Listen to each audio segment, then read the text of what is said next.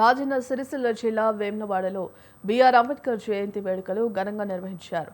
ఈ కార్యక్రమంలో ప్రభుత్వ పాది శ్రీనివాస్ పాల్గొన్నారు. అంబేద్కర్ విగ్రహానికి పూలమాలలతో నివాళులర్పించారు. సామాజిక న్యాయం కోసం ఆయన చేసిన కృషిని కొనియాడారు. జ్ఞాన సూర్యుడు అంబేద్కర్ ఆశయ సాధనే మన లక్ష్యం కావాలన్నారు. సమానత్వం, న్యాయం, స్వేచ్ఛ అనే విలువలను ప్రతి ఒక్కరూ పాటిస్తూ సమాజ అభివృద్ధికి కృషి చేయాలని సూచించారు. వివిధ కులాల సమూహము, వివిధ ప్రాంతాల సమూహం, వివిధ మతాలకు సంబంధించిన సమూహం మధ్యలో ఏ విధంగా ఈ దేశంలో ఉన్నటువంటి పౌరుడు ముందుకు పోవాలని చెప్పని మన దేశాన్ని ప్రపంచంలోని అగ్రగామి దేశంగా ముందుకు పోవడానికి కోసం ఒక చట్టాన్ని, గొప్ప గ్రంథాన్ని రచించినటువంటి మహానాయకుడు డాక్టర్ బిఆర్ అంబేద్కర్ గారు అని చెప్పని మనం అనేక సందర్భాలు చెప్పుకుంటాం.